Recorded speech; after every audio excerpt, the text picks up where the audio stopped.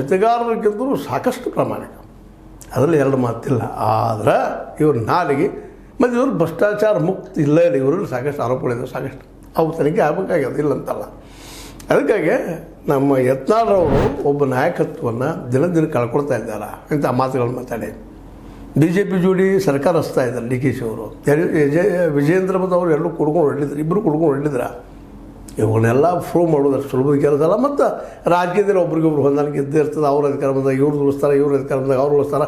ನಾವು ನೋಡ್ದಲ್ಲ ಬಂದಿದ್ದೀವಿ ಇಲ್ಲಿವರೆಗೆ. ಹೊಂದಾಣಿಕೆ ರಾಜಕೀಯ ಇಲ್ಲೇನು ನೀವು ಮಾಡಿರಿ ಹೊಂದಾಣಿಕೆ ರಾಜಕೀಯ? ಎಲ್ಲ ನಿಮ್ಮ ಜೊತೆಗಿದ್ದಂಥ ಗೆಳೆಯರು, ನಿಮ್ಮ ಸಮಾನ ಎಮ್ ಎಲ್ ಎಗಳು ಎಲ್ಲರೂ ಭ್ರಷ್ಟಾಚಾರದ ಆರೋಪ ಇಲ್ವ ಅವ್ರ ಮೇಲೆ? ಭ್ರಷ್ಟಾಚಾರ ಆರೋಪ, ಮತ್ತೊಂದು ಆರೋಪ, ಅಪರಾಧದ ಆರೋಪಗಳ ಎಷ್ಟಿಲ್ಲ. ಮತ್ತು ಅವ್ರ ಜೊತೆ ಹೊಂಟಿದ್ದಲ್ಲ ನೀವು ಹೊಂದಾಣಿಕೆ ಅಲ್ವಾ ಅಂತ ಜನ ಕೇಳ್ತಾ ಇದ್ದಾರೆ. ಇದಕ್ಕೆ ನೀವು ಉತ್ತರ ಕೊಡಬೇಕಾಗ್ತದೆ. ಅದನ್ನೂ ಇರಲಿ, ಡಿ ಕೆ ಶಿ ಸ್ಪಷ್ಟವಾಗಿ ಯಾರು ಹೇಳಿದಾರೆ, ಕಾಂಗ್ರೆಸ್ ಬಿಟ್ಟಂತೆ ಹೋಗಿದ್ದಾರೆ, ಅದರ ಲಾಭ ಇಲ್ಲ ಅವ್ರಿಗೆ. ಎಲ್ಲರೂ ಹೋಗ್ತಿದ್ರು ಅವರು ವ್ಯಾಪಾರಿ ಮನೋವೃತ್ತಿ, ಅವರು ವ್ಯಾಪಾರಿ ಗುಣದವರು.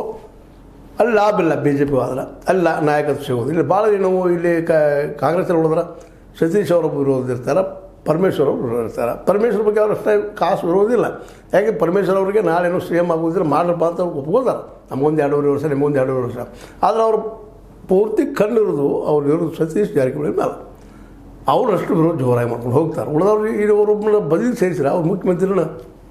ಅದಕ್ಕೆ ಅಲ್ಲಿ ಹೋದ್ರೆ ಬಿ ಜೆ ಪಿಯಲ್ಲಿ ಹೋದ್ರೆ ವಿಜೇಂದ್ರ ದೊಡ್ಡ ಆಸಾಮಿ. ಇವತ್ತೇನೋ ಸುಮ್ಮನೆ ಇರ್ತಾರೆ, ಹಿಂದೆ ನುಡಿದವ್ರು ಜಾಸ್ತಿಯಾಗ ನಾಳೆ ಯಡಿಯೂರಪ್ಪನವ್ರು ಸೇಮ್ ಮಾಡೋದಿರ್ತಾರೆ ರೀ. ವಿಜೇಂದ್ರ ಆಗಿರ್ಬೋದು, ಬೊಮ್ಮಾಯಿಯವ್ರು ಆಗಿರ್ಬೋದು, ಅಲ್ಲೂ ಘಟನೆ ಇಟ್ಕೊಂಡಿದ್ದಾರೆ.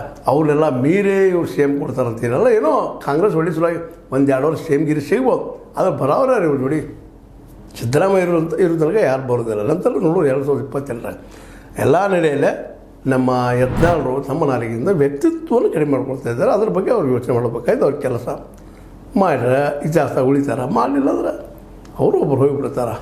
ಈಗಾಗಲೇ ಡಿ ಕೆ ಶಿ ಅವರು ಸ್ಪಷ್ಟ ಹೇಳಿದ್ದಾರೆ, ಕಸ ಸಗಣಿ ಮೇಲೆ ಕಲ್ಲು ಹಾಕೋದಕ್ಕೆ ನಾನು ಇಷ್ಟಪಡುವುದಿಲ್ಲ. ಕಸ ಮತ್ತು ಸಗಣಿ ಹೋಲಿಸ್ತಾ ಇದ್ದಾರೆ ಅವರು. ಇದನ್ನು ತಿಳ್ಕೊಬೇಕಾಗ್ಯದ. ಅವ್ರನ್ನ ಆ ಪ್ರಮಾಣದಲ್ಲಿಲ್ಲ, ಬಟ್ ಅವ್ರು ಟೀಕೆ ಮಾಡಿದ್ದಾರೆ ರೀತಿ ಅವ್ರಿಗೆ ಎಷ್ಟು ನೋವಾಗ್ಯದ ಅಂತ ನಾವು ಅರ್ಥ ಮಾಡ್ಕೋಬೋದು. ಆದರೆ ಇದು ಟೀಕೆನೂ ತಪ್ಪಂತ ಇಷ್ಟ ಹೇಳ್ತಾ, ಇದು ನಿಮ್ಗೆ ಲೈಕ್ ಆಗಿರ್ಬೋದು. ಲೈಕ್ ಮಾಡಿ, ಶೇರ್ ಮಾಡಿ, ಕಮೆಂಟ್ ಮಾಡಿ, ಜೊತೆ ಸಬ್ಸ್ಕ್ರೈಬ್ ನಿಲ್ಲಿಸ್ಬೇಡ್ರಿ. ಯಾರು 16 ನ್ಯೂಸ್ ಅರ್ಥ ಸೀತಾರಾಮ ವಂದನೆಗಳು.